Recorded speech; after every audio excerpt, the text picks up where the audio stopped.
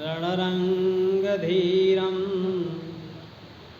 राजीवनेत्रं रघुवंशनाथं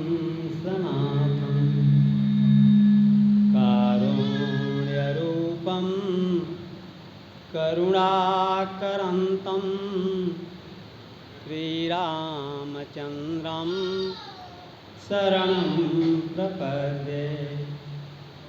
वंदं गुरुपदकंकृपासिन्धु नररूपहरि मामोहतमकुञ्जासुवचन रविकरणकर गुरुपदरजमृदुमञ्जुलयञ्जननयनयमियदृकदोषविभञ्जन तेहि कर विमल विवेक विलोचन वर्णं रामचरितभवोचन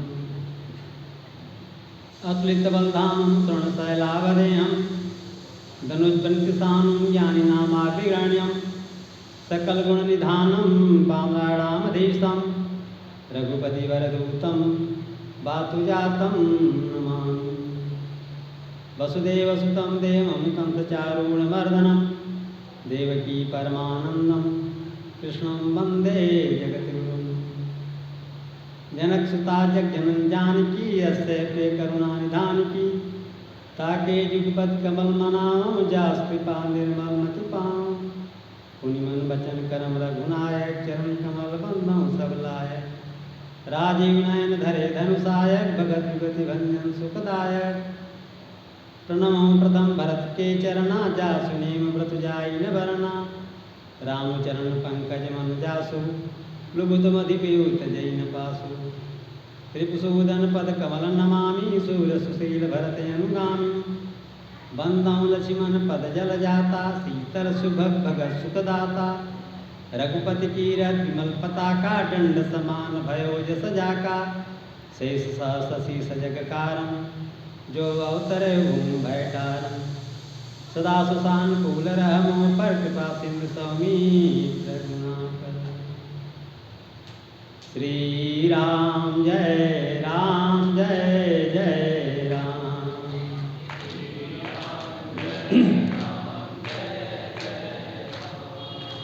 श्री राम जय जय राम।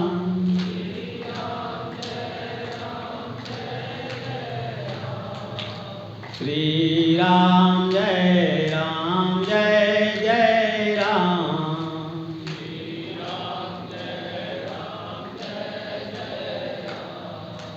जय जय विघ्नहरण हनुमान।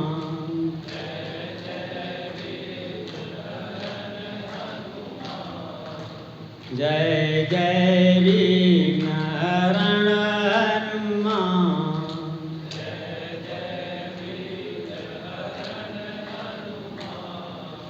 श्री राम जय जय राम।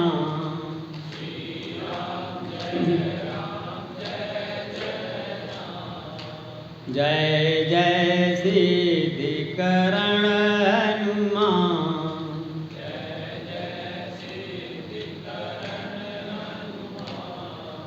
श्री राम जय राम।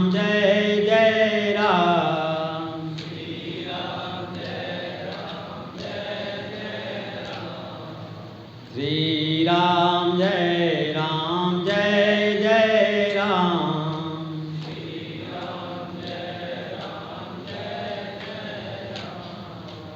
जय जय हनुमान गोसाई।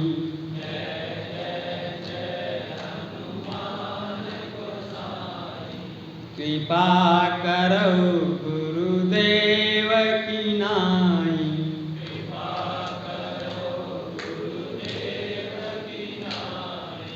श्री राम जय राम।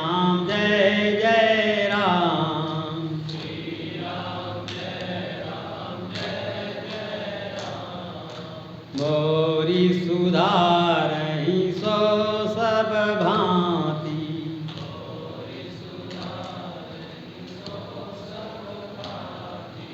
जासु कृपा नहीं कृपाय घाती।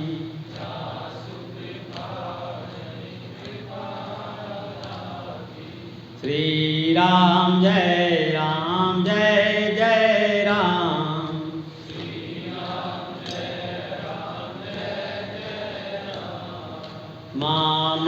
अवलोकय पंकजलोचन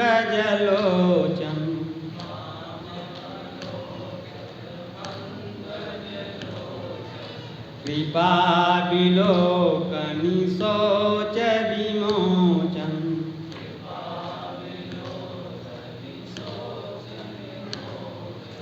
श्री राम जय जय राम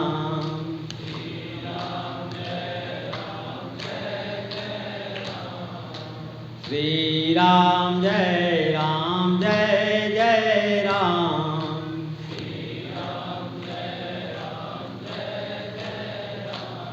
सियावर रामचंद्र महाराज की जय बाल कृष्ण लाल की जय पवन सुत हनुमान जी महाराज की जय।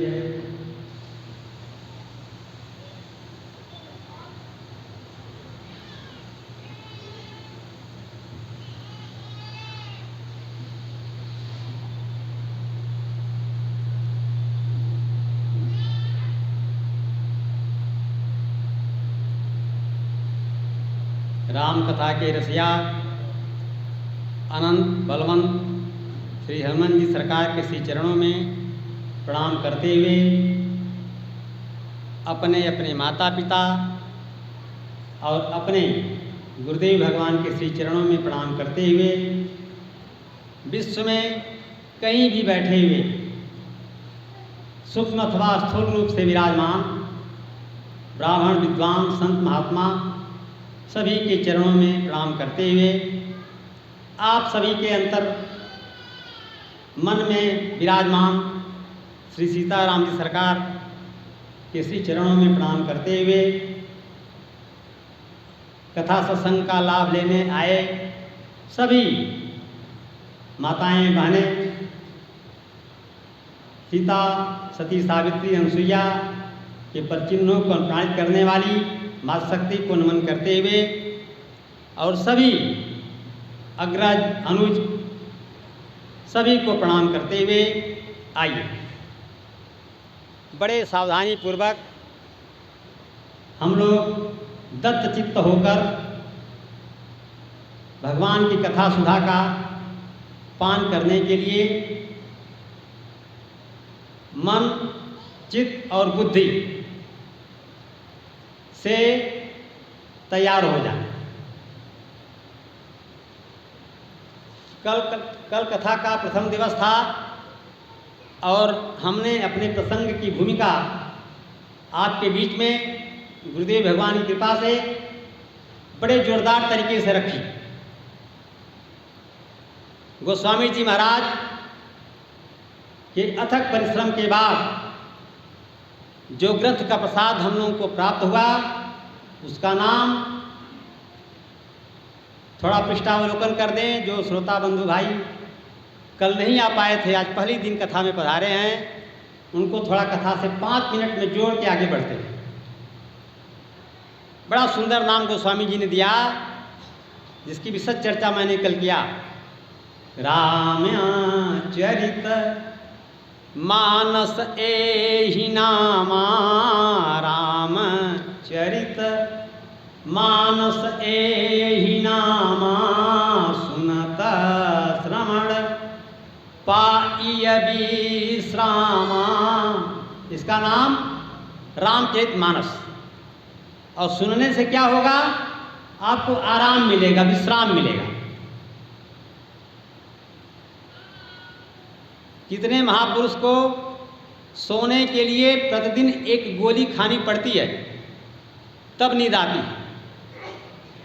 ऐसे महापुरुष अगर कथा में जाके बैठ जाएं तो रामचरितमानस का दावा है बिना गोली खाए उनको नींद आ जाए। ये विश्राम की स्थिति है। जो नींद गोली खाने पर आती है वह नींद रामचरितमानस की बोली सुनने से आ जाए,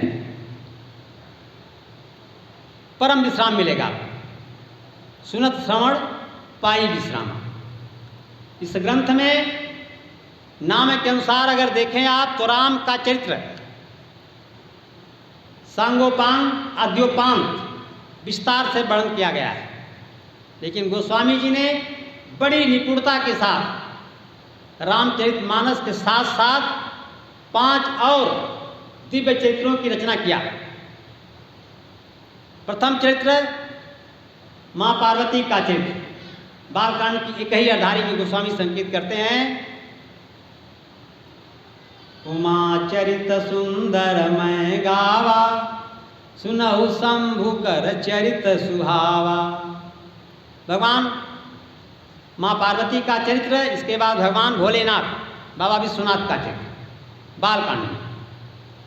और अयोध्या कांड में भरत चरित करने तुलसी जे जादर सुनई, भरत चरित करने तुलसी जे सादर सुनई, सिया राम पद प्रेम अवस होई भवर सबिरती। भरत चरित्र अयोध्या कांड में, पूरे कांड में भरत चरित्र का वर्णन है। और चौथा चरित्र का सूत्रपात किष्किंधा कांड से होता है और पूरे सुंदर कांड में पवन तनय के चरित सुहाए, जामवंत रघुपति ही सुनाए। पवन तनय श्री हनुमान जी महाराज का चरित्र, ये चौथा चरित्र है किष्किंधा और सुंदर कांड। लंका कांड लड़ाई भिड़ाई का कांड है। और उत्तर कांड में उपसंहार में गोस्वामी जी एक पक्षी का चरित्र रखते हैं। सुनी भुसुंडी के बचन सुहाए, हर्षित खगपति पंख भुलाए। पूज्यपाद भुसुंडी जी महाराज का चरित्र, ये 5 पावन चरित्रों का वर्णन गोस्वामी जी ने रामचरित्र के साथ साथ मानस में किया। इन 5 चरित्रों में हमारा विषय इस बार आपके बीच में हनुमत चरित्र है। ऐसा मानस का ये विशिष्ट नहीं बल्कि विशिष्टतम चरित्र है, ध्यान दीजिएगा, जिसके श्रोता भी राम जी और वक्ता भी राम जी। मानस में इन 5 चरित्र में कोई ऐसा चरित्र नहीं है हनुमान जी को छोड़कर जिसके वक्ता भी राम जी हो और श्रोता भी राम जी। केवल हनुमत चरित्र ऐसा चरित्र है जिसके वक्ता भी राम जी हैं और श्रोता भी राम जी। कैसे? अलग अलग परिस्थितियों में। जब जामवंत जी सुनाते हैं वक्ता के रूप में तो वहाँ राम जी श्रोता है। पवन तनय के चरित सुहाए, जामवंत रघुपति सुनाए। ठाकुर जी बैठ के श्रवण कर रहे हैं और जामवंत जी हनुमत चरित्र सुना रहे हैं, यहाँ श्रोता में है। और वक्ता राम जी स्वयं बार बार महावीर बिनवं हनुमाना, राम जासु जसु आपु बखाना। हनुमान जी के जस का गुणोगान बखान ठाकुर जी स्वयं श्रीमुख से बार बार करते हैं।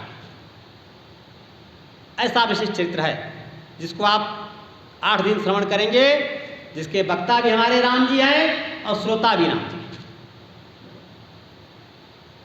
तो गोस्वामी जी ने बालकांड में जब अपना ग्रंथ प्रारंभ किया तो सभी लोगों की वंदना किया।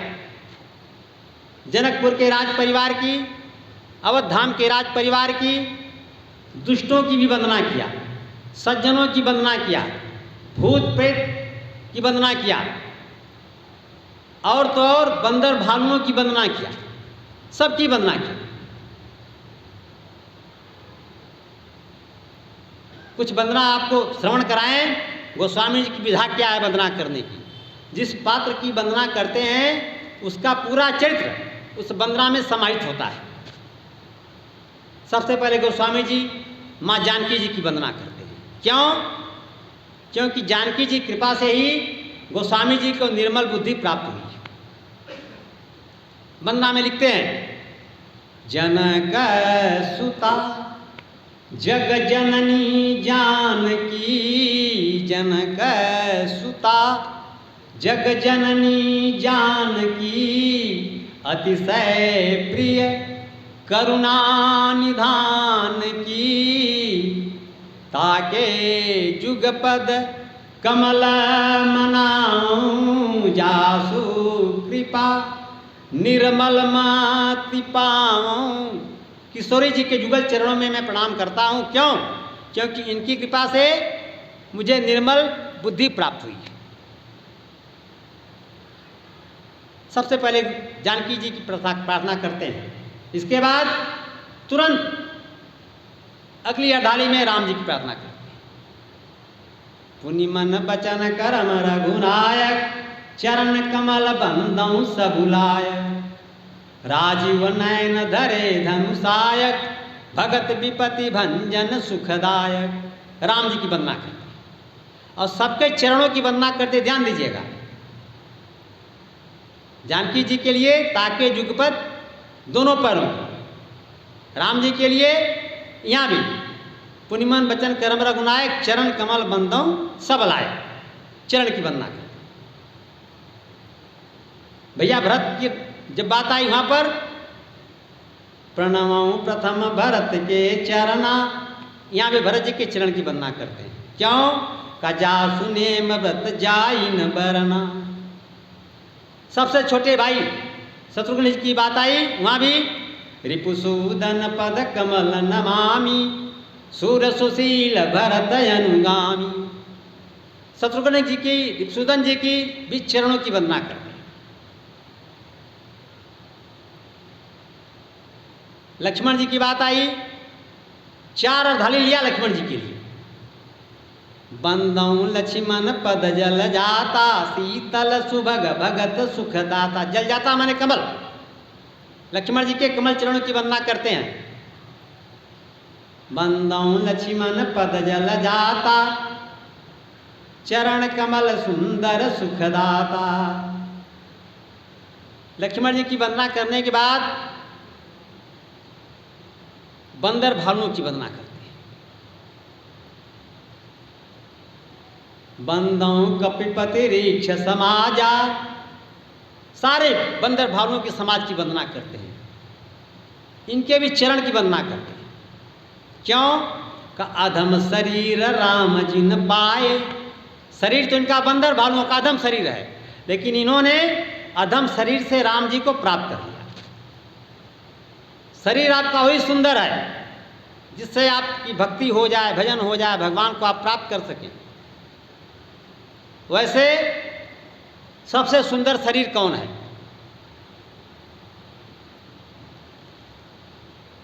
उत्तरकांड में भुसुंडी जी से गरुण जी ने पूछा कि महाराज सबसे सुंदर शरीर कौन है? तो उत्तर दिया गया, नरतन सम नहीं कौनहु देहि जीव चराचर जाचत जेहि। मनुष्य के समान के शरीर के सुंदर के बराबर कोई शरीर नहीं है। सबसे शरीर सुंदर मानव का माना गया, मानव देह।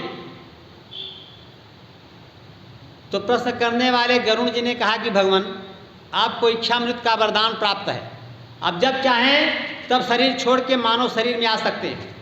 तो आप 27 कल्प से कौवा के शरीर में क्यों बने हुए हैं? जब सबसे सुंदर मानव शरीर है तो मानव शरीर में आ जाते। तो भुसुंडी जी ने जवाब दिया, आप बिल्कुल सही कह रहे हो, लेकिन एक सिद्धांत है क्या कि सोई पावन सोई सुभगा शरीरा, सोई पावन सोई सुभगा शरीरा, जो तनु पाई भजिया रघुवीरा। वही शरीर सुंदर है, वही शरीर पवित्र है जिसको पा करके हम भगवान की भजन कर लेते हैं। और मानव शरीर पाके भी भगवान का भजन नहीं किया तो इस मानव शरीर का क्या अर्थ रह गया?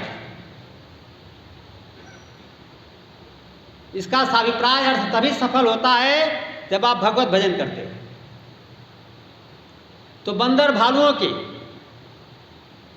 बंदों कपिपत रीक्ष समाजा, सारे बंदर भालुओं की समाज का वर्णन करते हैं, उनके चरणों की वंदना करते हैं। क्यों? का अधम शरीर राम जी निपाए, बंदों तिनके चरण सुहाए, अधम शरीर राम जी न पाए। बंदर भालुओं के भी चरणों की वंदना करते हैं, क्योंकि इन्होंने बंदर भालू के शरीर होने पर भी भगवान को प्राप्त कर लिया। और जब हनुमान जी की वंदना करते हैं तब ध्यान दीजिएगा, हनुमान जी हमारे गोस्वामी जी के आराध्य हैं और अपने आराध्य की वंदना करते हैं तो कैसे करते हैं, जरा शैली देखिए। एक अर्धाली और एक सोरठा में हनुमान जी की वंदना पूरी करते हैं। इसी में हनुमत चरित्र का सूत्रपात छिपा हुआ है, समाहित। क्या लिखते हैं अर्धाली में? महावीर विनौ हनुमाना, राम जासु जस आपु बखाना। प्रणव पवन कुमार, खल बन पावक ज्ञान घन। जासु हृदय आगार, बसहि राम सर चाप धर। एक अर्धाली और एक पूरा सोरठा, 3 पंक्ति में कहीं भी चरण का नाम नहीं आया। ध्यान दें आप, जरा सावधानी सुनेंगे तब बात समझ में आएगी। सारे लोगों की वंदना किया, बंदर भालुओं की वंदना किया तो चरण की वंदना किया, सबके चरण को सुंदर बताया, कमल चरण बताया। और जब अपने आराध्य की वंदना करते हैं तो न चरण की चर्चा किया और कमल की तो बातें छोड़े। लिखने को एक अर्धाली और एक सोरठा, 3 पंक्ति लिखी गई। महावीर विनौ हनुमाना, राम जासु जस आपु बखाना। प्रणव पवन कुमार, खल बन पावक ज्ञान घन। जासु हृदय आगार, बसहि राम सर चाप धर। ऐसा क्यों किया गोस्वामी जी ने? हम आप विचार करें जरा। सब विद्वत समाज बैठा हुआ है। गोस्वामी जी का दृष्टिकोण, उनकी सोच इस प्रकार है, उन्होंने सोचा कि अगर हम अपने आराध्य देव हनुमान जी के चरणों की वंदना करते हैं तो चरण की वंदना करने के लिए हमें झुकना पड़ेगा। व्यक्ति खड़ा होता है, आप हाथ हिला दिए, हेलो हाय कर दिए तब तो अलग बात है, लेकिन अब साष्टांग दंडवत करते हैं या चरणों में नत होते हैं, प्रणत होते हैं, निवेदन करते हैं, प्रणाम करते हैं, चरण स्पर्श करके, तो आपको झुकना पड़ेगा। बिना झुके आप चरण को नहीं छू पाएंगे। तो तुलसीदास जी ने सोचा कि अगर हम हनुमान जी के चरणों को छूने के लिए झुकते हैं तो एक नुकसान हो जाएगा। क्या? हमारे हनुमान जी के हृदय में सीताराम जी का निवास है। जासु हृदय आगार, बसहि राम सर चाप। हनुमान जी के हृदय में भगवान राम धनुष बाण धारण करके विराजमान रहते हैं।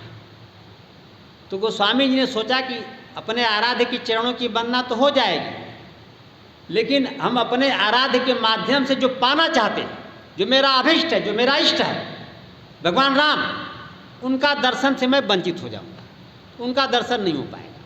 तो क्या करें? तो हनुमान जी के हृदय की वंदना किया।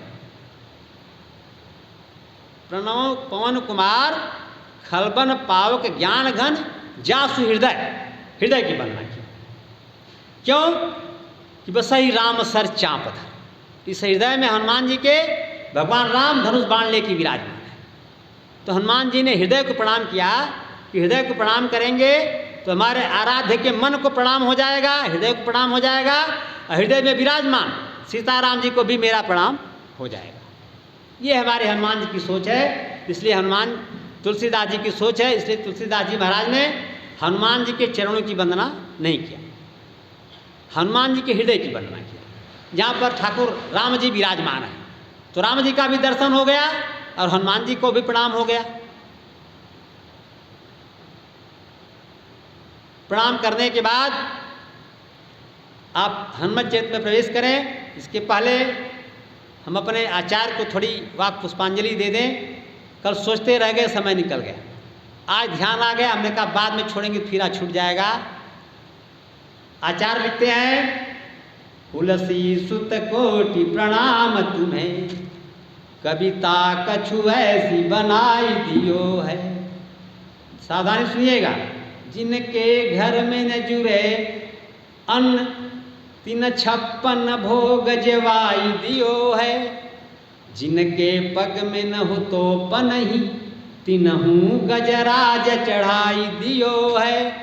जुग द्वापर में एक व्यास भयो, जुग द्वापर में एक व्यास भयो, कलिलाखन व्यास बनाई दियो है। ये हमारे जैसे अकिंचन ब्राह्मण के लिए गोस्वामी जी के चरणों में, गोस्वामी जी के शब्दों में आचार्य ने गोस्वामी जी को वाक्य पुष्पांजलि दिया कि हे हुलसी माँ, तुम्हारे पुत्र को मेरा बार बार प्रणाम, मेरा बार बार वंदन। क्यों?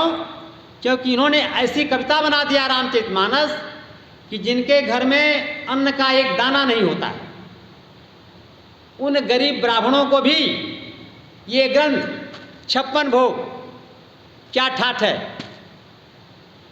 हम लोग आपके शहर में 56 भोग कानून ले रहे हैं। कलकत्ते में एक मिठाई की दुकान है बड़ी मशहूर, 56 भोग के नाम से ही है। तो कभी कलकत्ता जाना होता है तो शिष्य लोग कहते हैं महाराज जी प्रसाद जरूर ठाकुर जी को भोग लगा के लीजिएगा, ये 56 भोग है। तो जिनके घर में खाने को दाना नहीं है, खाने का ठिकाना नहीं है, उनको भी ये ग्रंथ गोस्वामी जी कृपा से जो मिला है 56 भोग का आनंद ले रहा है। जिनके पग में न होती पनही, जिनके पैर में सुदामा की तरह से पनही नहीं है, चप्पल नहीं है, उनको तिनहु गजराज चढ़ाई दियो है। गोस्वामी जी ने स्वयं कहा है कि हाँ तो सदा खर को असवार, तिहारो ही नाम गयंद चढ़ायो। गोस्वामी जी महाराज बिहार जाते रहे तो एक जमींदार परिवार था, तो कहा बाबा पहले आप आते थे बड़े दुबले पतले थे, कोई आपको पूछता नहीं था, और अब आते हो तो बड़े बड़े राजा महाराजा आपके पैर धोते हैं। तो गोस्वामी जी की आंखों में आंसू आ गया, ठाकुर जी को याद किए और ये कवितावली रामायण में संकेत किया कि हाँ तो सदा खर को सवार। भैया मैं तो गधा पर चढ़ने वाला, लेकिन तिहारो ही नाम गयंद चढ़ायो। भगवान आपका नाम, आपकी कथा मुझे हाथी पर चढ़ा दिया। पहले जमींदारी के ज़माना में हाथी हुआ करती थी, आज भी हमारे काशी नरेश के पास 5 हाथियाँ हैं।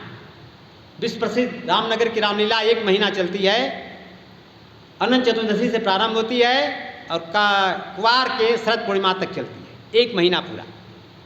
तो राजा साहब हाथी पर सवारी करके निकलते हैं, आरती होती है, कथा प्रारंभ होती है, रामायण प्रारंभ होता है। तो राजा महाराजाओं की बात छोड़ दें तो हाथी घोड़ा का समय खत्म हो गया। अब आज की हाथी क्या है, ये गाड़ियाँ, फॉर्च्यूनर, क्रेटा, अर्टिगा, पता नहीं कौन कौन से भगवान जाने, रोज नई नई गाड़ी आ रही। और जब हम लोग रामचरितमानस की पोथी लेकर कहीं भी जाते हैं तो ऐसी गाड़ियां स्वागत करने के लिए आती हैं, तो बरबस नेत्रों में आंसू आ जाता है और हुलसी सिद्ध को प्रणाम करना पड़ता है कि जिनके पग में न हो तो पनही, तिनहु गजराज चढ़ाई दियो है।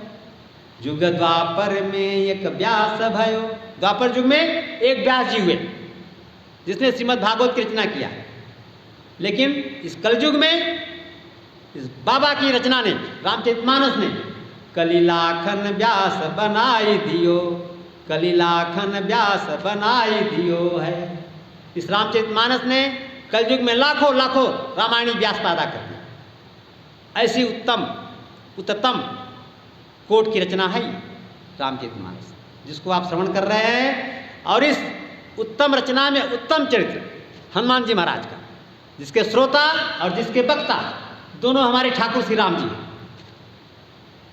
कथा सुनते भी हैं हनुमान जी की और हनुमान जी का जस गाते भी हैं, कथा सुनाते भी। तो गोस्वामी जी महाराज जब हनुमान जी की वंदना करते हैं तो पहला शब्द जो देते हैं महावीर।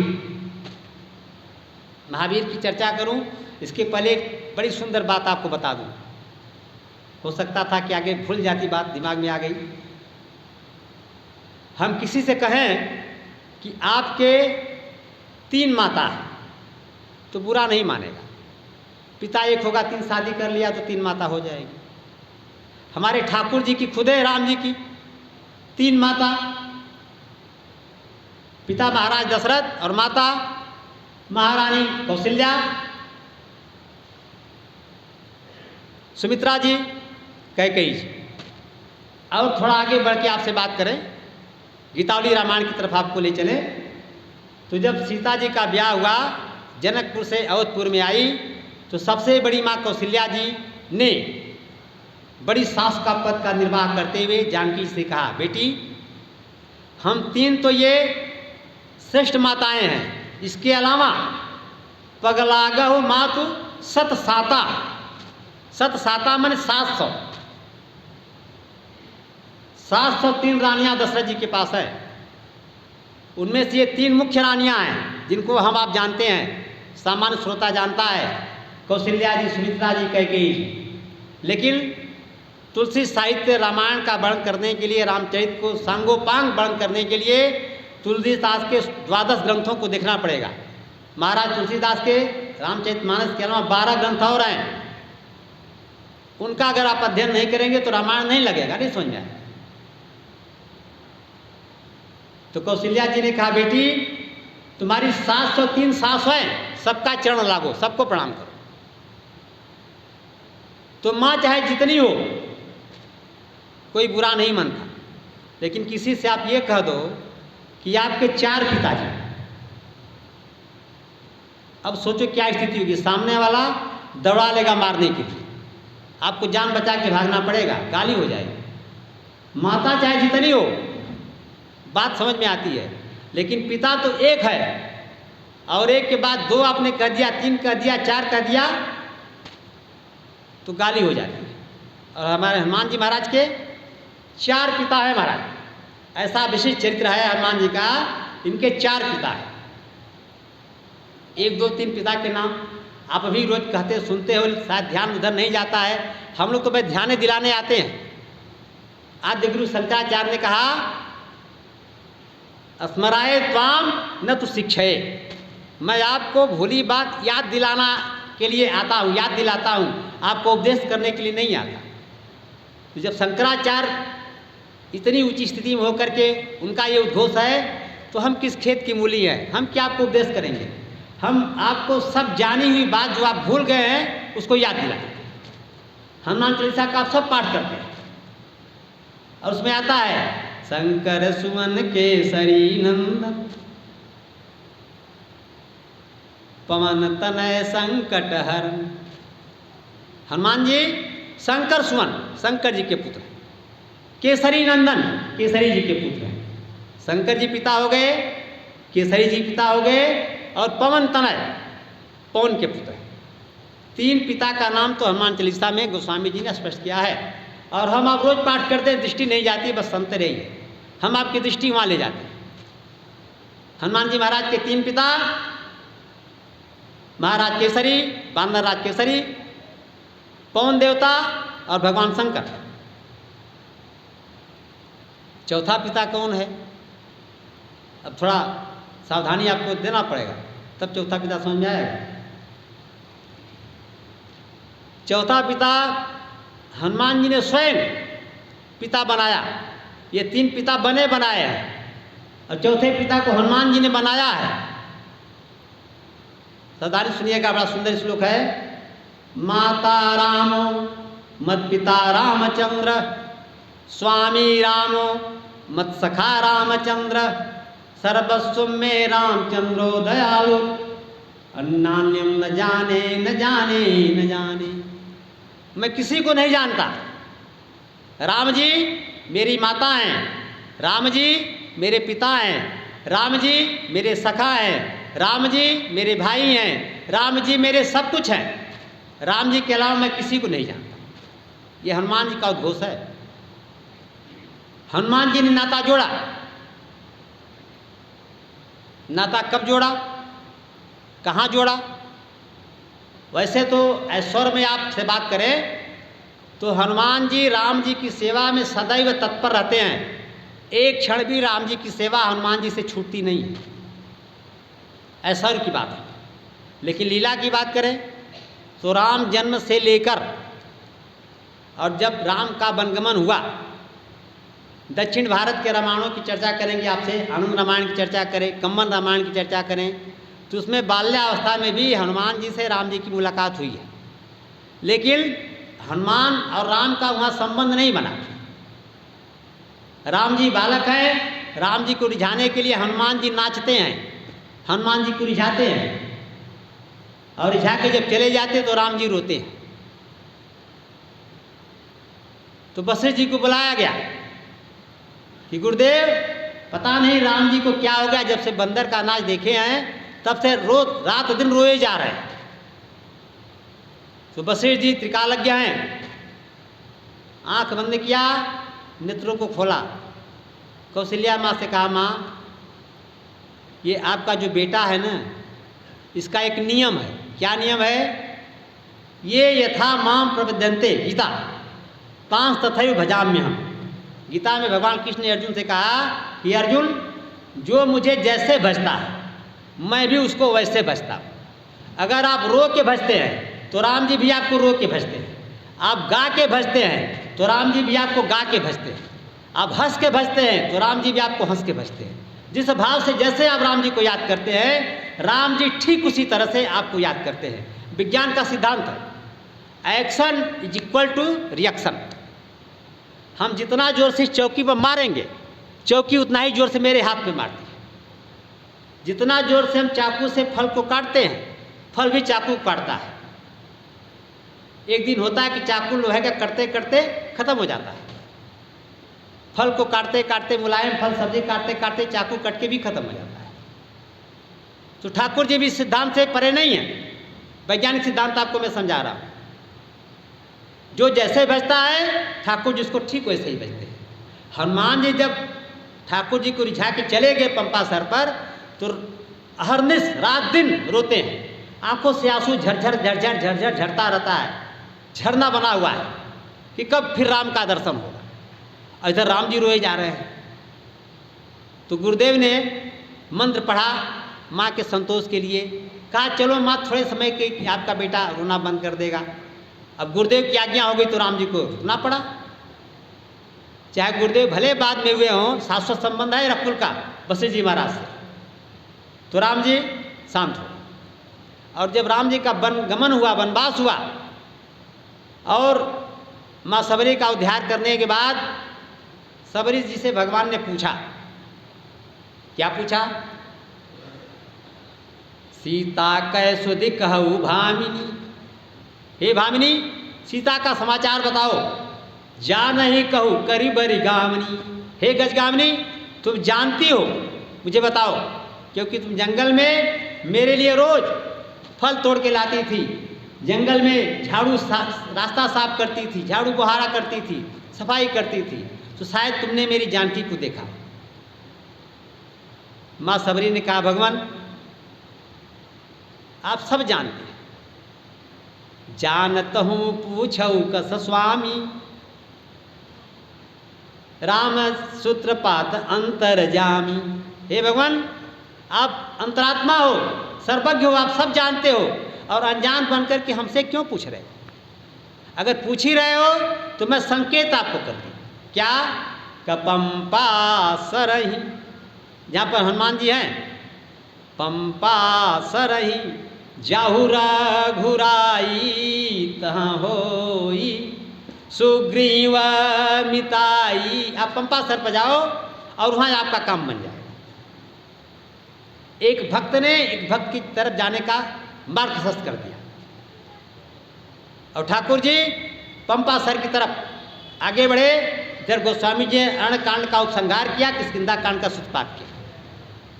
अर्धान लिख देते हैं, आगे चले बहुरी रघुराया, ऋष्यमुख पर्वत निहराया, तहरह सचिव सहित सुग्रीवा, आवत देखी अतुल बल सीमा, अति सभीत का सुन हनुमाना, पुरुष जुगल बल रूप निधाना, धरि बट रूप देखी तय जाई, कैसी जान जिय सैन बुझाई, पठये बाली हो ही मन मैला, भागौ तुरत तजौ यह सैला।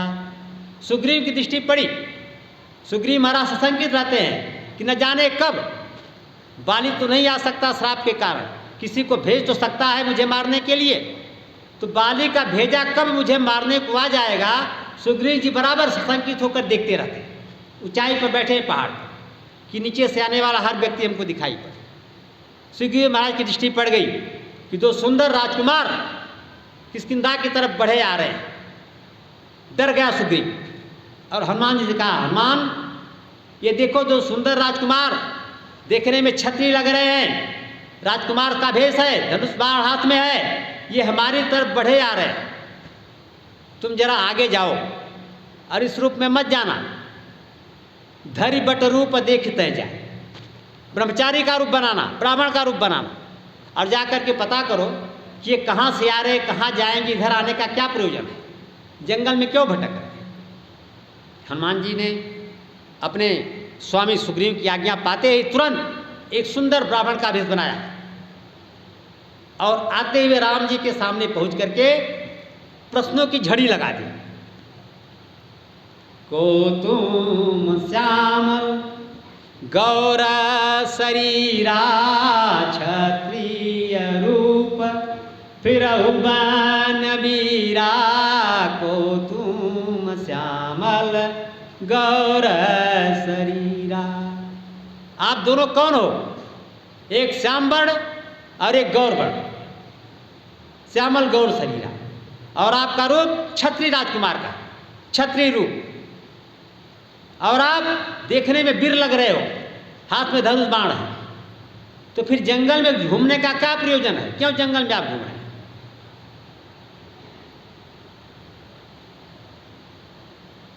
भगवान ने बड़ा ध्यान से सुना। भगवान अभी कुछ बोल नहीं रहे, सुनते जा रहे हैं। सामने वाले की पूरी बात सुन लेनी चाहिए, तब बोलना चाहिए। ये नहीं कि अभी उसकी बात पूरी नहीं, आप बीच में टपक पड़े। बुद्धिमान व्यक्ति सामने वाले की पूरी बात पहले सुनता है, इसके बाद तब उसका जवाब देता है। को तुम श्यामल गौर शरीरा क्षत्रिय रूप फिरहु बन वीरा, कठिन भूमि कोमल पदगामी कवन हेतु विचरहु बन स्वामी, मृदुल मनोहर सुंदर गाता सहत दुसह बनया तप बाता, की तुम तीन देव मह कोउ की तुम नर नारायण दोउ, की तुम अखिल भुवनपति लीन मनुज अवतार। प्रश्नों की झड़ी लगा दी।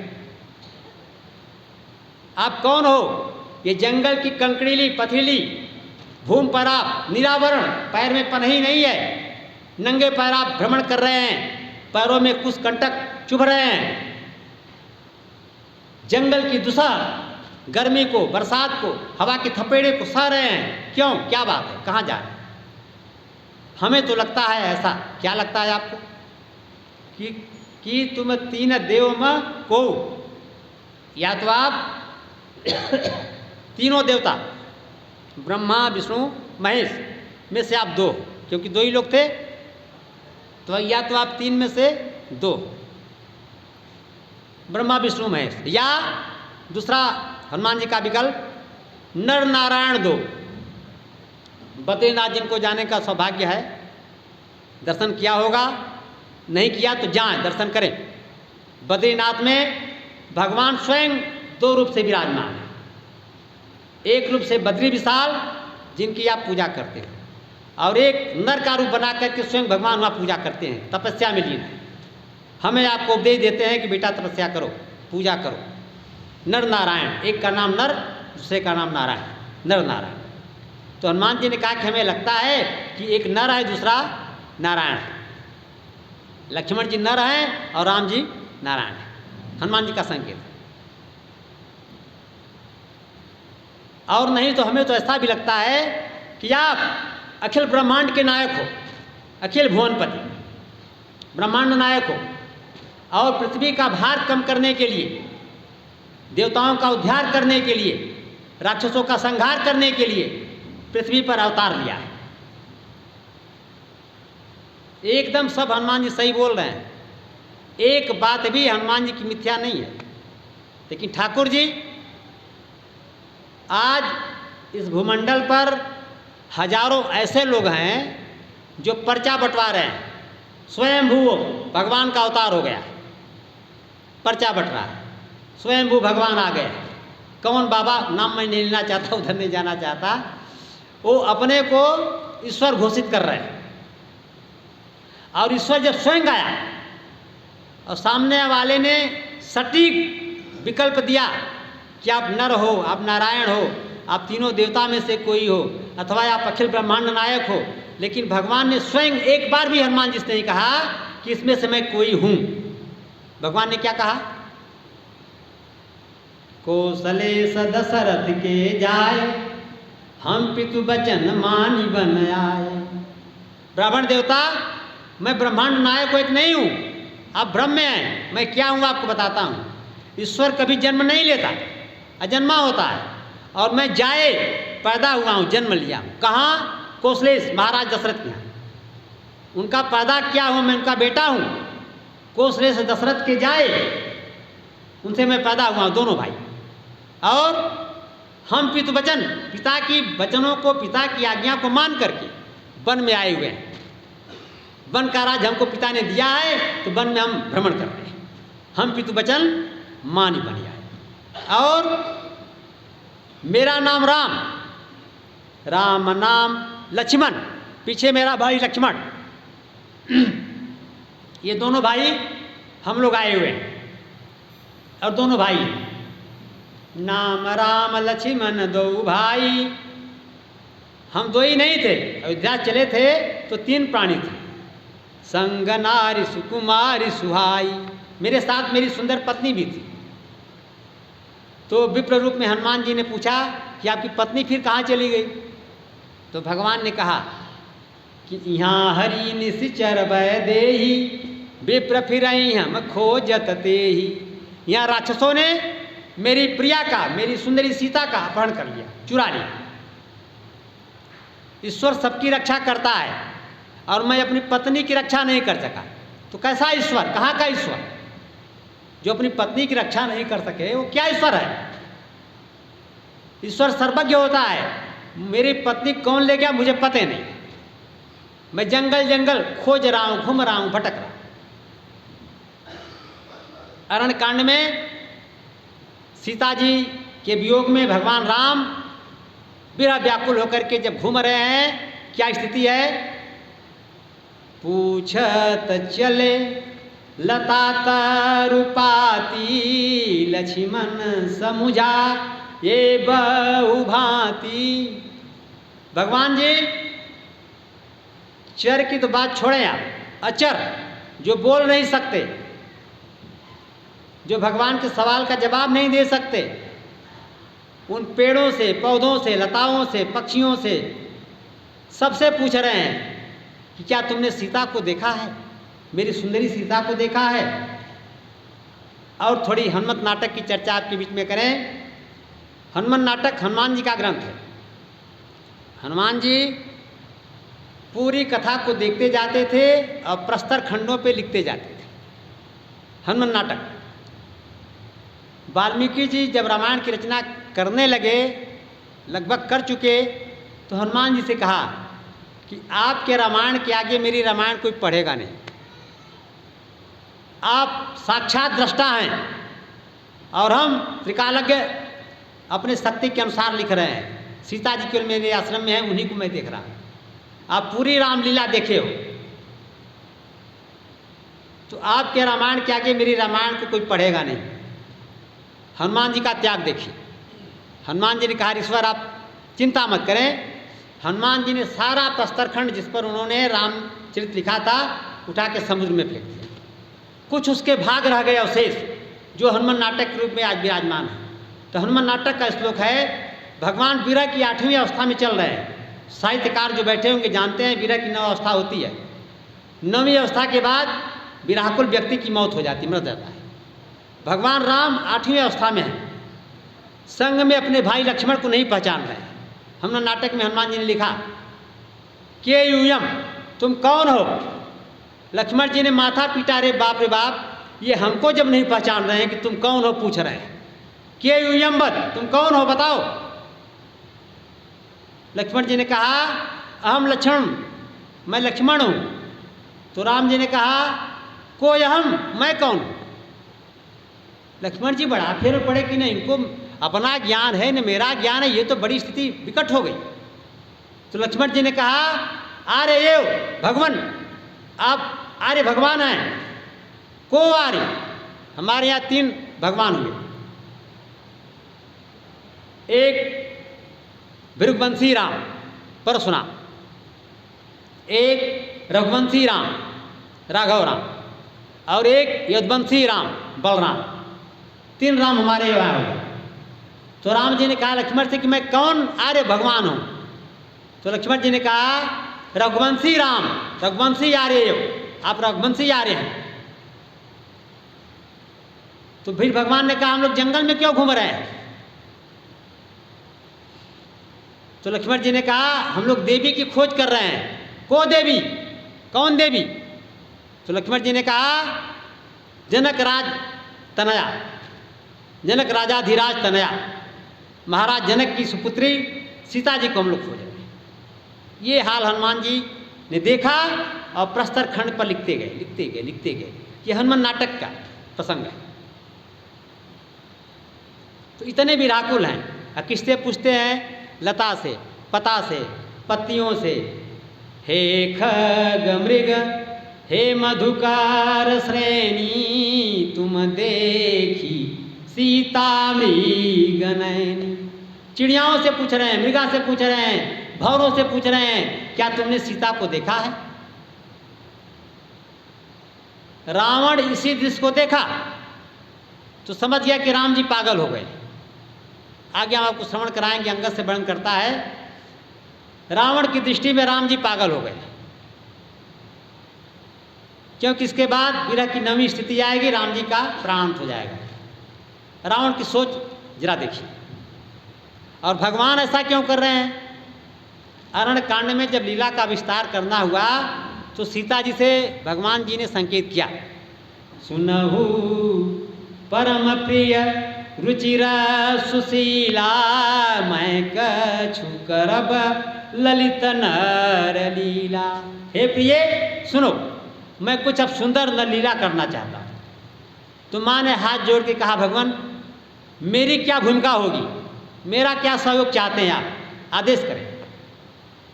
तो राम जी ने कहा तुम पावक मह करो निवासा, जब लगी करो निशाचर नासा। जब तक मैं राक्षसों का संहार करता हूँ तुम अग्नि में समाहित हो जाओ, अग्नि में समा जाओ। अब आप जरा विचार करें कि अग्नि तो बड़ी गर्म होती है, बड़ी तपाने वाली होती है, दाहक शक्ति अग्नि में होती है। और सीता जी बड़ी सुकोमल हैं, कमलवत उनके सारे अंग हैं। तो भगवान अगर कह देते कि तुम जल में समाहित हो जाओ तो क्या बिगड़ जाता, शीतलता मिलती सीता जी को। वैसे ही भगवान क्षीर सागर साई हैं, लेकिन जल में जाने के लिए नहीं कहा। कहाँ कहा? तुम पावक मह करो निवासा, जब लगी करो निशाचर नासा। तुम अग्नि में समा जाओ। क्यों? माताएं ध्यान देंगी, माताओं के लिए 2 स्थान है, या तो पति का घर या पिता का घर। जब तक शादी नहीं होती है पिता का घर, और शादी होने के बाद पति का घर। तो जंगल में पति तो है साथ में, लेकिन पति की आज्ञा है कहीं और जाने की, पति से दूर होने की। तो फिर पिता के घर भेज दिया जाए। ससुर भी पिता ही होता है, सास माँ होती है या ससुर पिता होता है। तो भगवान का जन्म अग्नि से हुआ है। जब पुत्रष्टि यज्ञ की गई, श्रृंगी ऋषि ने कराया, तो अग्नि देवता स्वयं खीर लेकर के प्रकट हुए थे, और उस खीर के सेवन से माँ कौशल्या, माँ सुमित्रा, माँ कैकेयी को पुत्र की प्राप्ति हुई। तो अग्नि देवता भगवान राम के पिता हैं, और इस न्याय से सीता जी के ससुर हैं। तो भगवान ने सीता जी को ससुराल में भेजा, अपने ससुर के पास जाओ और कब तक रहो? जब लगी करो निशाचर नासा। जब तक मैं राक्षसों का संहार करता हूँ तब तक वहाँ तुम रहो। किशोरी जी ने भगवान जी की आज्ञा को शिरोधार्य किया, प्रणाम किया, और निज प्रतिबिंब राखिता सीता, फोटो कॉपी किसी आप प्रपत्र का, किसी अभिलेख का मशीन में डाल देते हो, वैसे ही कॉपी निकल जाती है। सीता जी ठीक अपना हूबहू ट्रू कॉपी, फोटो कॉपी भगवान के पास रख दिया और अपने अग्नि में समाहित हो गई। और ऐसी फोटो कॉपी महाराज कि रावण और रावण का बाप क्या जानेगा। लक्ष्मण जी जो स्वयं 24 घंटा सेवा में हरनिश रहने वाले हैं, गोस्वामी संकेत करते हैं कि लक्ष्मण हूँ यह भेद न जाना, जो कुछ चरित रचा भगवाना। भगवान ने जो चित्र बना दिया इसको लक्ष्मण जी भी नहीं जान पाए। क्यों नहीं जान पाए? कहा जब लक्ष्मण जी कंदमूल फल लेने के लिए गए, भगवान ने कहा लक्ष्मण जाओ कंदमूल फल लेकर के आओ, परसों एकादशी होने वाली है, लेके आओ। तो लक्ष्मण जी गए फल फूल लेने के लिए। उसी बीच भगवान ने सीता जी को आज्ञा दे करके अग्नि में समाहित करा दिया और सीता जी की जगह पर सीता जी की फोटो कॉपी आ गई। लक्ष्मण जी भी नहीं पहचान पाए कि डुप्लीकेट है कि ओरिजिनल है, तो रावण क्या पहचानेगा? रावण डुप्लीकेट फोटो कॉपी ले गया, ओरिजिनल तो हमारे पास सुरक्षित है। इस बात को केवल राम जी जानते थे, लीला में कोई नहीं जानता। लक्ष्मण हूं या भेद न जान, लक्ष्मण जी इस भेद को नहीं जान पाए। अगर जानते और तब राम जी कहते कोई यूयम कोई हम, तो लक्ष्मण जी हंसने लगते, अरे क्या नाटक कर रहे हो आप, असली कापी असली माल तो हमारे पास सुरक्षित है, नकली माल के लिए क्या नाटक कर रहे हो, क्या रो रहे हो, क्या चिल्ला रहे हो? लीला बिगड़ जाती। इसलिए भगवान ने लक्ष्मण जी को भी जानने नहीं दिया। लीला सफल हो और रावण की दृष्टि, रावण के गुप्तचर इस लीला की क्षण पर क्षण रिपोर्ट दे रहे हैं। लंका में रिपोर्टिंग हो रही है, ये पागल हो गया, इसका भाई समझाता है तभी नहीं समझता, रो रहा है, पक्षियों से पूछ रहा है, लताओं से पूछ रहा है, पताओं से पूछ रहा है, गोदावरी नदी से पूछ रहा है। गोदावरी से भगवान ने कहा गोदावरी तुम बता सकती हो, सीता कमल का फूल लेने के लिए तुम्हारे तट पर आया करती, स्नान करने के लिए नासिक में गोदावरी मैया हैं, स्नान करने के लिए आती हैं, तुमने देखा होगा कौन सीता को चुरा के ले गए। गोदावरी माँ प्रकट हो गई, हाथ जोड़ कर, भगवान आप सब जानते हो, हमसे क्या पूछ रहे हो, आपको सब पता है नाथ, हमें क्यों श्रेय दे रहे हो? लेकिन भगवान विरह में व्याकुल है। अब जरा आपको आध्यात्मिक दर्शन करा दें इस प्रसंग का। ये जो खग मृग हैं, मधुकर हैं, हमारे आपके जैसे दृष्टि वाले और रावण की जैसे दृष्टि वाले की दृष्टि में ये पक्षी हैं, ये बंदर हैं, ये मृगा हैं, ये भौरे हैं। लेकिन गोस्वामी की दृष्टि में ये सब क्या है? करें सिद्ध मुनि प्रभु कहे सेवा। सारे सिद्ध हैं, मुनि हैं, महात्मा हैं, देवता हैं, सब रूप बदल करके, कोई पक्षी बन करके आया है, कोई लता बन करके आया है, कोई पता बन करके आया है, कोई वृक्ष बन करके आया है, भगवान की सेवा में लगे हैं, भगवान का दर्शन कर रहे हैं। भगवान इन देवताओं से, क्योंकि देव काज के लिए भगवान आए हुए हैं, इन देवताओं से, इन ऋषि मुनि महात्माओं से, इन सिद्ध महात्माओं से पूछ रहे हैं कि भैया आप लोग तो जानते हो, सीता जी का पता बताओ।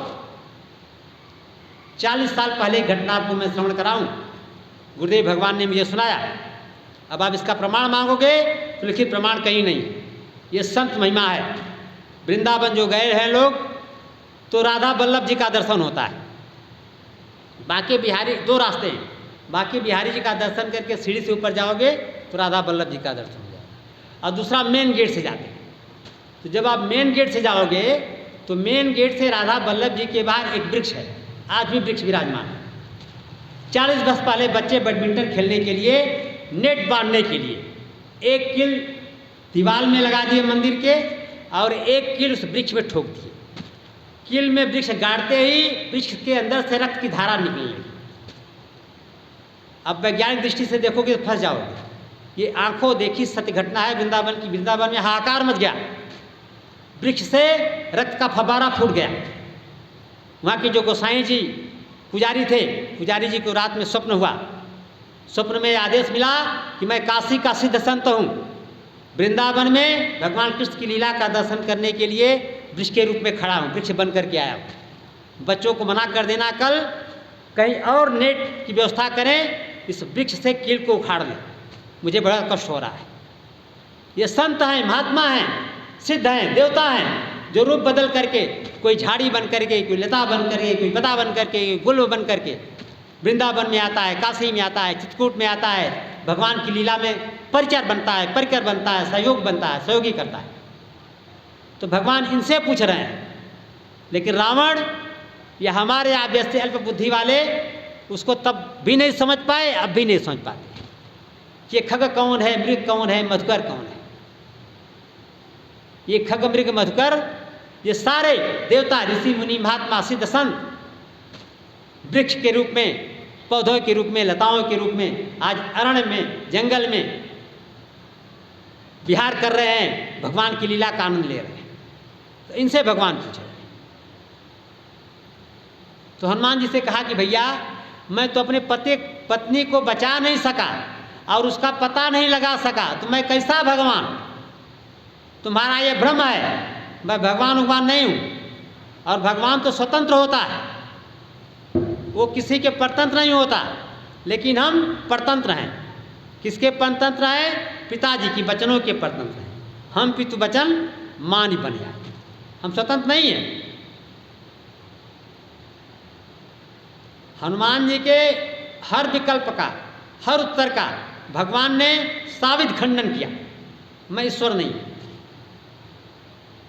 और सब कहते कहते भगवान ने अंत में कहा कि आपन चरित कहा हम गाई, विप्र कहु निज कथा बुझाई।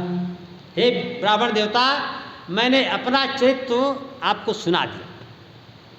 हनुमान जी ज्ञान नामक गण्यम है, इसी बात को हनुमान जी ने पकड़ा। आपन चरित ये क्या है? कल मैं विशद चर्चा कर रहा था ताकि आज आपको बात स्पष्ट हो सके। ये रामचरित है और भगवान ने स्वयं कह दिया। कहते कहते सच्चाई बाहर आ गई। आपन चरित, चरित्र केवल ईश्वर का होता है, नर का चरित्र नहीं होता। नर की कथा व्यथा होती है और चरित्र तो केवल ईश्वर का होता है। भगवान ने कहा कि आपन चरित्र कहा हम गाई। हे ब्राह्मण देवता, अपना चरित्र तो मैंने सुना दिया, अब आप अपनी कथा बताओ। बस चरित्र को पकड़ा हनुमान जी ने और तुरंत भगवान के चरण को पकड़ लिया। हम जीवों की व्यथा होती है, चरित्र नहीं होता। एक बार हमारे पूज्य गुरुदेव मानस रत्न डॉक्टर पंडित श्रीनाथ जी मिश्र साकेतवासी और बापू मुरारी बापू, संजोग ऐसा बना राजस्थान में जयपुर से लोग एक ही गाड़ी में दोनों जा रहे थे, दोनों विद्वान। बापू की आदत गाड़ी में आगे बैठने की, गुरुदेव हमारे गाड़ी में सब पिछली सीट बैठते थे। तो आगे थोड़ा तो लोग गए थे, एक बड़ा पंडाल, जैसे आपका बड़ा हाल है ऐसे बड़ा पंडाल दिखा। तो दूर से अंदाज हो गया कि ये स्वामी राम सुखदास जी का यहाँ कथा प्रवचन चल रहा है। पंडाल देख के अंदाज हो गया। तो गुरुदेव ने कहा ड्राइवर से कि भाई गाड़ी जरा इधर ले लो। ड्राइवर ने गाड़ी घुमाया और दोनों विद्वान पहुँचे। स्वामी राम सुखदास जी ने स्वागत किया, दोनों लोगों का आसन दिया और तुरंत स्वामी राम सुखदास जी ने कहा कि महाराज जी आप जल्दी कोई कथा शुरू कर दो। तो गुरुदेव ने कहा क्यों? कहा नहीं जानते हैं, हम तो अभी अकेले फंसे हैं, आप दो और आ गए। जितनी पब्लिक बाहर है ना, सब आके अपनी व्यथा सुनाना शुरू कर देगी, तो समय का दुरुपयोग हो जाए। समय का सदुपयोग कथा श्रवण में है। धन्य घरी सोई जब सतसंगा बिनहि प्रयास होई भव भंगा। वही घड़ी, वही समय धन्य है जब आप सत्संग करते हो। बाकी घड़ी धन्य नहीं है। जब आप व्यथा कथा रोते हो, गाते हो, हंसते हो, वो धन्य समय नहीं है। ये समय आपका धन्य है। आप यहाँ बैठ के सत्संग भवन में सत्संग कर रहे हो, ये धन्य समय होता है। तो स्वामी राम सुखदास जी ने तुरंत कहा कि महाराज जी आप लोग कुछ शुरू करो, नहीं तो आपकी गाड़ी आना नहीं कि पब्लिक अंदर आना शुरू कर देगी और अपनी अपनी व्यथा लेके आप लोगों के सामने उपस्थित हो जाए। तो गुरुदेव ने कहा कि महाराज जी आप ही कुछ सुनाइए, आपको सुनने के लिए हम दोनों लोग आए हुए हैं। तो स्वामी राम सुखदास जी ने कहा कि भाई हमें रामायण तो कुछ आता नहीं, हम गीता थोड़ी बहुत जानते हैं, उसी पर थोड़ी बहुत भक्तों को सुना देते हैं। नहीं नहीं महाराज जी आप सब कुछ जानते हैं, आपसे ही हम लोग सुनेंगे, आप सुनाओ जो सुनाना चाहते हो। तो स्वामी राम सुखदास जी ने बड़ी सुंदर बात कहा, महाराज रामायण की हमें एक, वो भी रामायण क्या, रामायण की आरती की एक पंक्ति हमें आती है। क्या क्या आती महाराज जी? कहा गावत वेद पुराण अष्ट दस, 6 शास्त्र सब ग्रंथन को रस। गीता तो एक शास्त्र है, ये 6 शास्त्र का रस है, 4 वेद का रस है, 18 पुराण का रस है।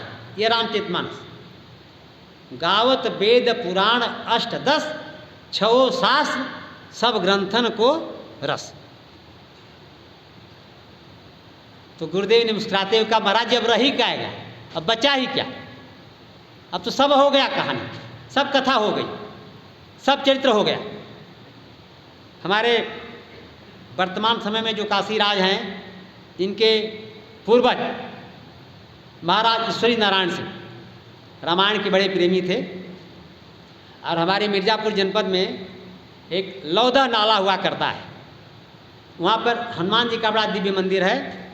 तो एक वहाँ के बड़े अच्छे रामायणी हुए राम गुलाम द्विवेदी जी, तो हनुमान जी को रोज़ कथा सुनाते थे। और कभी कभार रामनगर महाराज को भी कथा सुनाने जाते थे। तो एक दिन महाराज के दरबार में पहुँचे तो राजा साहब ने कहा कि पंडित जी आज तो समय थोड़ा मेरे पास नहीं है। महाराज बिल्कुल तैयार थे, बस घोड़ा पर बैठने ही वाले थे। तो पंडित जी ने पूछा कि आपके पास कितना समय, ही बताइए। कहें बस घोड़ा पर चढ़ने में जितना समय लगता है, एक पैर इधर रखेंगे और दूसरा पैर फेंक करके उधर रख देंगे, इतने समय है। पंडित जी का इतना समय है ना, बस इतने समय हमको चाहिए, इतना समय पर्याप्त है। आप घोड़ा पर चढ़िए, मैं आपको रामायण सुना देता हूँ, पूरी रामायण, ध्यान दीजिएगा सावधानी से। महाराज राजा काशी नरेश घोड़े पर चढ़ने के लिए एक तरफ जो लगा होता है लोहे का, फंसाते हैं पैर और छलांग लाग दूसरा पर उधर डाल देते हैं। महाराज राजा नरेश काशी नरेश जैसे घोड़ा पर चढ़े, वैसे पंडित जी ने रामायण की एक उत्तरकांड की दिव्य अर्धाली, सब कर्मत खगनायक एहा करिय राम पद पंकज नेहा, हो गई रामायण। पूरे रामायण में यही बात है कि भगवान राम के चरणों से आप प्रेम करो। और ये किसका मत है? सबका मत। तो जब हम व्यास रामायणी उसकी व्याख्या करेंगे तो 9 दिन में बताएंगे किसका किसका मत है, वो समय की बात है। आपके पास 9 दिन का समय नहीं है, 5 मिनट का समय राजा के पास था। तो पंडित राम गोपाल द्विवेदी ने 5 मिनट में पूरी रामायण सुना दी कि सब कर मत खगनायक एहा करिय राम पद पंकज नेहा। भगवान के कमल चरणों से प्रेम किया जाए, ये सभी विद्वानों का, सभी ग्रंथों का, सभी वेदों का, सभी पुराणों का मत है, सब कर्म। तो ऐसे ही स्वामी राम सुखदास जी ने समास पद्धति में कहा कि महाराज जी मैं तो बस इतने जानता हूँ रामायण कि गावत वेद पुराण अष्टदश 6 शास्त्र सब ग्रंथन को रस।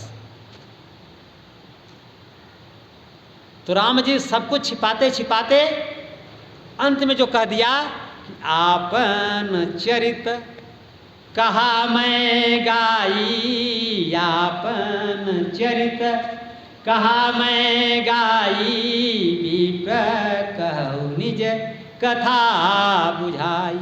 रावण देवता अपनी कथा बताओ, मैंने तो अपना चरित्र सुना दिया। हनुमान जी ज्ञान नामक गणिया में पकड़ लिया कि चरित्र तो केवल ईश्वर का हो सकता है, जीव का हो नहीं सकता। जीव की तो व्यथा होती है, चरित्र कहाँ से होगा। भगवान के चरणों को पकड़ लिया, चरणों पे गिर गए। ये बड़ा मानस का, सारे भारतीय वाङ्मय का बड़ा अप्रतिम उदाहरण आपको मैं दे रहा हूँ। एक हनुमान जी जैसा भक्त भगवान के चरणों पर पड़ा है और भगवान जी न उठा रहे हैं न उठाने का प्रयास कर रहे हैं। ध्यान दीजिएगा, जबकि भगवान का ये विरोध है, भक्त जैसे गिरता है भगवान गिरने नहीं देते, हाथ से उठा लेते। और आज हनुमान जी जैसा भक्त भगवान के चरणों में प्रणत है, साष्टांग दंडवत किए हुए है, भगवान के चरणों को पकड़े हुए, न भगवान उठा रहे हैं न व्याकुलता दिखा रहे हैं, भगवान निश्चल भाव से खड़े हैं। ऐसा क्यों? हनुमान जी भी विचार करने लगे, क्या गलती हमसे हो गई कि मेरा आराध्य मुझे आज स्वीकार नहीं कर रहा है। तो हमारे ठाकुर जी का एक नियम है। क्या नियम है? सुंदरकांड में विभीषण जी से इस नियम को बताया है। आप भी सावधानी सुनिएगा क्या नियम उनका है। निर्मल मन जन सो मोहि पावा, छल छिद्र न भावा। जिसका मन निर्मल होता है, जिसके अंदर कोई कपट नहीं होता, निष्कपट होता है, जिसके अंदर कोई छल छिद्र नहीं होता, वही भक्त भगवान को प्राप्त कर सकता है। और आप कपट के साथ भगवान की भक्ति करेंगे प्यारे, तो भगवान आपको नहीं मिलेंगे। हनुमान जी ने क्या कपट किया? हनुमान जी का कपट अभी तक ये है कि ये हैं बंदर और बने हैं ब्राह्मण, हम कुछ और हैं और आपको कुछ और दिखाने के लिए बन जाए, ये कपट है, ये दंभ है। ऐसे लोग को भगवान नहीं मिलते। हम जैसे हैं, जैसे आपके घर में, वैसे यहाँ मस्ती से, ऐसा सरल भक्त भगवान को प्यारा होता है। और हनुमान जी भगवान ये सोच रहे कि अब तक तो नहीं पहचाना, तो नहीं पहचाना, जब पहचान लिया, चरण पकड़ लिया, तब तो इसको अपने स्वरूप में आना चाहिए। अभी हनुमान जी अपने बंदर स्वरूप में नहीं आए, विप्र भेष में। भगवान भी मस्ती में खड़े हैं, नहीं उठा रहे हैं। अब हनुमान जी को अपनी गलती का बोध हुआ, तुरंत खड़े हो गए और विनती करने। क्या विनती कर रहे हैं? ध्यान दीजिएगा, ये हनुमान जी का कार्पण्य है, ये हनुमान जी की दीनता है। वस्तुतः हनुमान जी में कुछ है नहीं जो निवेदन कर रहे हैं, लेकिन कर रहे हैं तो आपको हम सुनाएंगे। क्या हनुमान जी कर रहे हैं? एक मैं मंद, ध्यान दीजिएगा, एक मैं मंद मोह बस कुटिल हृदय अज्ञान, पुनि प्रभु मोहि विसारेऊ दीन बंधु भगवान। हनुमान जी ने कहा, भगवान मैं मंद हूँ। मंद मने मूर्ख, मंद बुद्धि वाला। एक मैं मंद, मोह बस, मोह से ग्रसित हूँ, जकड़ा हूँ, मोही हूँ। एक मैं मंद मोह बस और कुटिल, टेढ़ा हूँ, और हृदय अज्ञान। ये कौन बोल रहा है? जो ज्ञानियों का शिरोमणि है। मेरे हृदय में अज्ञानता है। तो भगवान ने मुस्कुराते हुए कहा, अच्छा हनुमान ये बताओ, तुमको सबसे बड़ा दुख किस बात का है? मंद का, कि कुटिल होने का, कि मोह बस होने का, कि अपने अज्ञानता का? और भगवान ने मुस्कुराते हुए कहा कि हनुमान, औरों के लिए मंद दुर्गुण हो सकता है, लेकिन तुम्हारे लिए मंद ये सुंदर गुण है। कैसे? हनुमान जी के लिए मंद कैसे सुंदर गुण है? हनुमान जी, मैंने निवेदन किया कि हनुमान जी के 3 पिता हैं और चौथे पिता राम जी हैं। तो 3 पिता में एक पिता इनके पवन देव भी हैं, हवा। हवा का 3 गुण,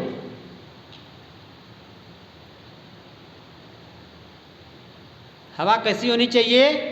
गोस्वामी संकेत करते हैं करदाली में, शीतल मंद सुरभिबह बाऊ संतान मन सुंदर चाऊ। हवा कौन अच्छी होती है? जो तेज चले? कहा नहीं, हवा जो धीमी चलती है मंद गति से, वो हवा अच्छी होती है। शीतल, हवा में शीतलता हो, शीतल हो और मंद हो, धीमी गति से चले, और सुरभि, सुगंधित हो। गुलाब के बगीचे से हवा आ रही, पारिजात के वृक्ष से हवा आ रही, अर्जुन के वृक्ष से हवा आ रही, वो हवा सुंदर होती है, जिसमें सुगंधी भी हो, शीतलता भी हो और मंद हो, धीमी धीमी हवा चले। तो हनुमान, तुम पवन पुत्र हो, तो तुम्हें मंद का जो गुण है, ये तुम्हें पिता से मिला है और तुम्हारे लिए सुंदर गुण है। और बताओ, बाकी में तुमको किस बात का सबसे दुख है? उसको मैं अभी दूर कर देता हूँ। भगवान ने चैलेंज कर दिया हनुमान, बोलो क्या चाहते? तो हनुमान जी ने कहा, प्रभु न मुझे मंद होने का दुख है, न मुझे कुटिल होने का दुख है, न मुझे मोह बस होने का दुख है, न मुझे अज्ञानता का दुख है। तो फिर पुनि शब्द लगाया गोस्वामी जी ने, पुनि प्रभु मोहि विसार कृपा सिंधु भगवान। ऊपर जो हमने कहा मोह बस होना, ज्ञान होना, मंद होना, कुटिल होना, इसका मुझे दुख नहीं है, लेकिन आपने मुझे छोड़ दिया, आपने मुझे विस्मृत कर दिया, आप मुझे भूल गए, इसका मुझे दुख कि मेरा आराध्य, मेरा इष्ट मुझे भूल गया। और इतना कहते कहते हनुमान जी के नेत्रों में आंसू आ गया। और एक और सुंदर अर्धाली हनुमान जी ने कहा, क्या?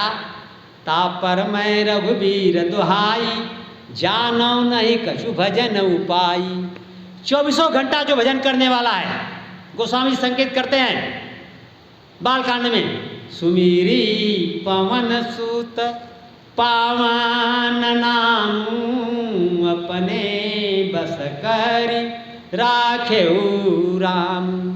हनुमान जी हरनिश राम जी के नाम का सुमिरन करते पावन नाम का, तो उसका परिणाम क्या हुआ कि राम जी सबके लिए राम जी हैं। हनुमान जी के राम जी नहीं हैं, हनुमान जी के लिए राम जी रामू हैं। जैसे हमारे आपके घर में कोई नौकर हो तो नाम उसका थोड़ा शार्ट करके संक्षेप करके बुलाते हैं। नाम हो नरेश, नाम हो महेश तो महेशो बुलाते हैं, नरेशु बुलाते हैं। नरेशु इधर आ, महेशु इधर आ, नरेश चंद्र नहीं कहते, नरेशु। दुनिया के लिए भगवान राम रामचंद्र हैं, कौशलेंद्र हैं, लेकिन हनुमान जी के लिए राम राम भी नहीं, राम रामू हो गए। क्यों? क्योंकि रात दिन राम जी का नाम जप करके राम जी को अपने बस में कर लिया है, अपने नियंत्रण में कर लिया। गोस्वामी जी के शब्द हैं, अपने बस करी राखे राम। ऐसा व्यक्ति जब कह रहा है कि जानो नहीं मैं कछु भजन उपाई, इसको आप क्या कहेंगे? कि हनुमान जी का कार्पण्य है, हनुमान जी की दीनता है कि सब कुछ होने के बाद भी हनुमान जी कहते हैं कि प्रभु मैं आपकी कोई भजन का तरीका जानता ही नहीं, कोई भजन करता ही नहीं।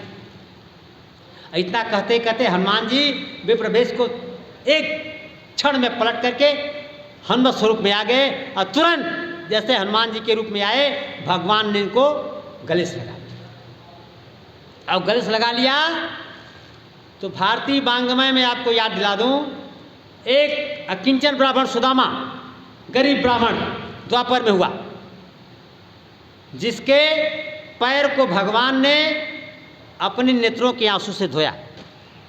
सुदामा चरित्र में नरोत्तम जी महाराज लिखते हैं, ऐसे बेहाल बेवाइन को पग, कंटक जाल लगे पुनि जोए, हाय सखा तुम पाय महादुख, आए इते न किते दिन खोए। देखी सुदामा की दीन दशा, करुणानिधि करुणा करके रोए।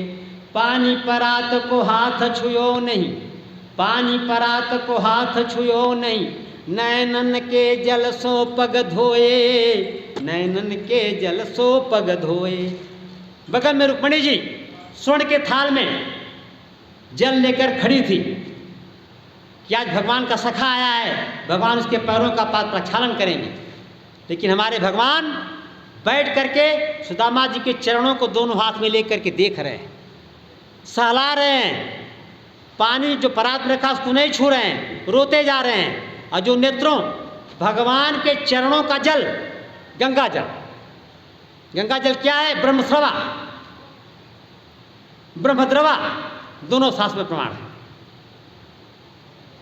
तो भगवान के चरणों को धोया ब्रह्मा जी ने, कमंडल में लिया तो गंगा जी होगी जो इतनी पावन है।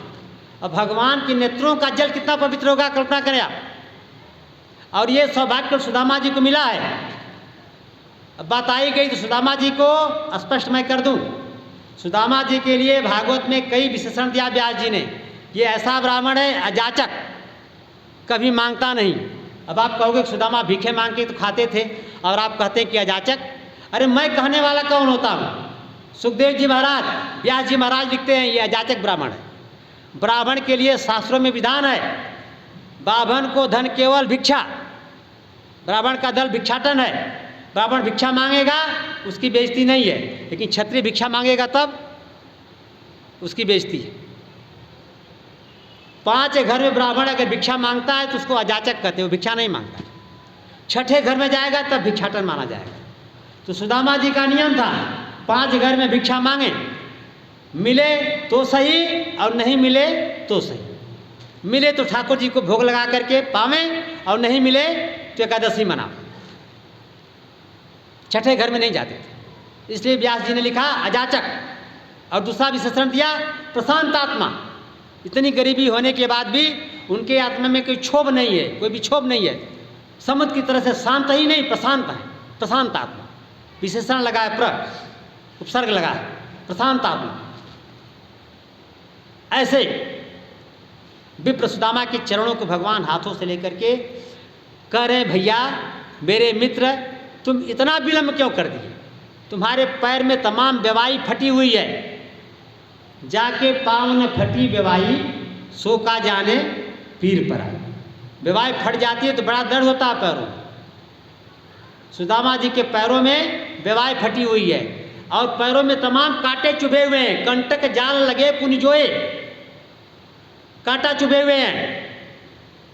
भगवान ने कहा, भले मानुष, तुम थोड़ा पहले आ जाते, इतना विलंब क्यों कर दिए? हमारे गुरुदेव कहा करते थे कि हम लोग जितना विलंब करके ठाकुर जी के चरण शरण में जाएंगे तो ठाकुर जी ये प्रश्न हमसे भी करेंगे, आपसे भी करेंगे कि तुम इतना दिन तक कहाँ भटकता रहा, मेरे शरण में पहले क्यों नहीं आ गया? तुम्हारी जो दुर्गति दुनिया वाले करते रहे, मेरे शरण में न आने के कारण तुम मेरे चरण शरण में पहले आ जाते तो तुम्हारी रक्षा मैं करता। हाय सखा तुम पाय महादुख, तुम आय इते न किते दिन खोए। कितना दिन तुमने बर्बाद कर दिया, मेरे शरण में नहीं आया, आज तुम आए हो, मुझे कष्ट हो रहा है। और भगवान पानी परात को हाथ छुओ। रुक्मणी जी तमाशा देख रही हैं कि बारे ब्राह्मण, इसकी अहोभाग्य है, कितना सत्कर्म किया ब्राह्मण कि भगवान उसके पैर को धोने के लिए पानी को हाथ नहीं लगा रहे हैं, अपने दोनों नेत्रों से अश्रु बहा रहे हैं, अश्रु जल गिर रहा है, उस पवित्र अश्रु जल से सुदामा के पाद का प्रक्षालन कर रहे हैं। लेकिन आप ध्यान दें, सुदामा जी का केवल पैर धोया गया। और हनुमान जी ये रुद्रावतार हैं, भगवान शंकर को अभिषेक बड़ा प्रिय है। शिव अभिषेक करें विधिनाना, विप्र जवाय दे दिन दाना, मांगे कुशल महेश मनाई। हम रुद्राभिषेक करते हैं सावन के महीने में, और हम तो आपके यहाँ आने के पहले इस बैसाख के महीने में, जेठ के महीने में अभिषेक करके आए 12 मई में।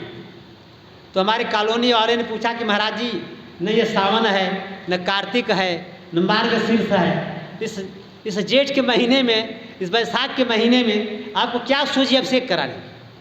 अब हम उनसे क्या कहते? असल बात मैं बताना नहीं चाहता था, लेकिन आपको बताऊंगा। 12 मई मेरे विवाह का सालगिरह होती है, तो मैं भगवान शंकर काशीवासी होने के कारण मेरे आराध्य भगवान राम, भगवान हनुमान हैं, लेकिन मैं उपासना शंकर जी की करता हूँ। बिना शंकर जी की उपासना किए भगवान राम मिलेंगे नहीं। राम भगत कर लक्षण येहु, ध्यान सुनिएगा, राम भगत कर लक्षण येहु, बिनु छल विश्व नाथ पद नेहु। बिना छल के बाबा विश्वनाथ के चरणों में जिसका प्रेम है वो राम भक्त है। तो बाबा का अभिषेक करके तब मैं आपके अमृतसर में पधारा। तो ये हनुमान जी रुद्रावतार हैं और भगवान शंकर को अभिषेक बड़ा प्रिय है। हर देवता को अलग अलग चीज़ें प्रिय होती हैं, किसको क्या प्रिय, कुछ सुना दे आपको, समय भाग रहा है, लेकिन अब बात कहने से जिह्वा रुक नहीं रही। नमस्कार भानु प्रिय, भगवान सूर्य को नमस्कार प्रिय है। ध्यान दें, सूर्य नमस्कार योग में भी आपको सिखाया जाता है। योग का पहला चरण यही शुरू ही होता है, नमस्कार करो सूर्य भगवान को। नमस्कार भानु प्रिय, भगवान सूर्य को नमस्कार प्रिय है। और अलंकार विष्णु प्रिय, इसलिए विष्णु भगवान की पूजा सभी लोग नहीं करते। विष्णु भगवान की पूजा मारवाड़ी वर करता है। सोने की, चांदी की मूर्ति, छत्र चमर, 56 भोग लगना चाहिए। और हम लोग शालिग्राम की पूजा करते हैं, जो ही चढ़ा दिए बाबा प्रसन्न हो जाते हैं हमारे। नर्मदेश्वर भगवान की पूजा करते हैं।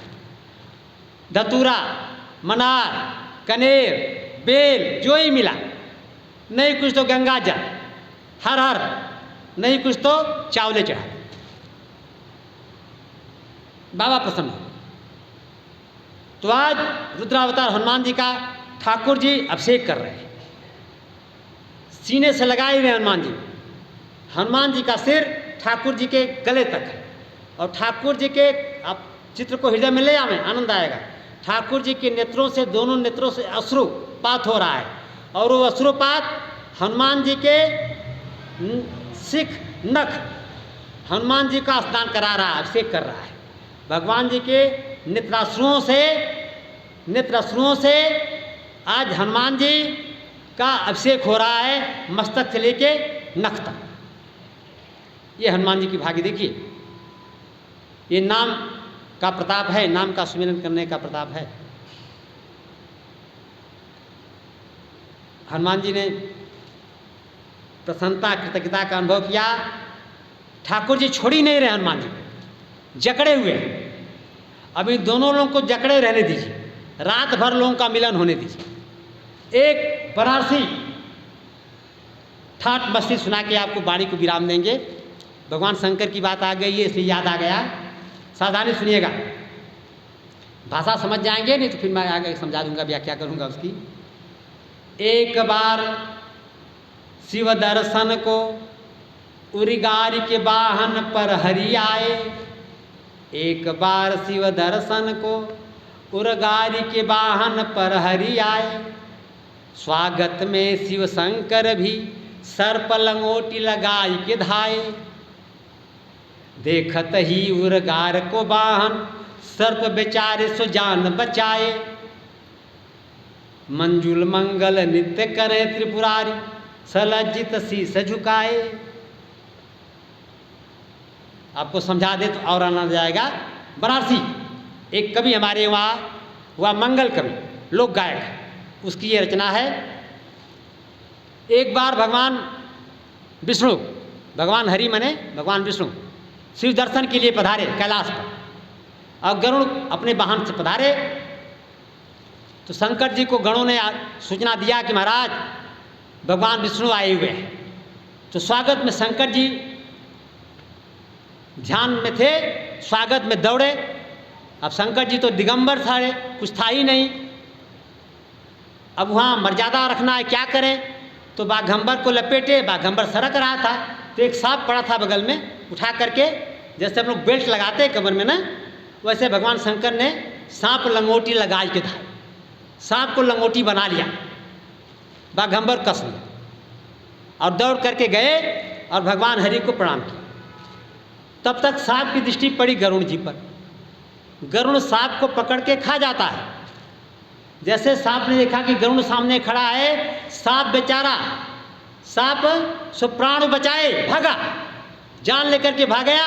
शंकर जी की लंगोटी खुल गई। अब आप कल्पना करें, शंकर जी का बाघंबर नीचे गिर गया, दिगंबर हो गए।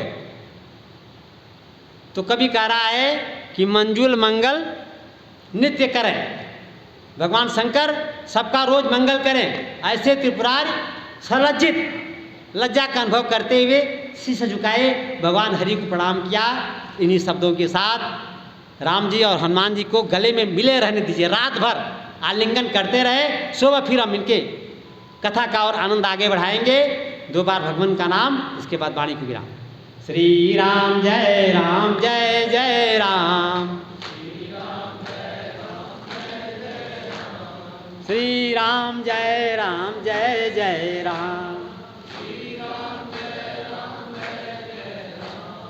श्री राम जय राम, जय जय राम। श्री राम जय राम, जय जय राम। श्री राम जय राम, जय जय राम। श्री राम जय राम, जय जय राम। श्री राम जय राम, जय जय राम। श्री राम जय राम, जय जय राम। सियावर रामचंद्र महाराज की जय। पवन सुत हनुमान जी महाराज की जय। हर हर महादेव।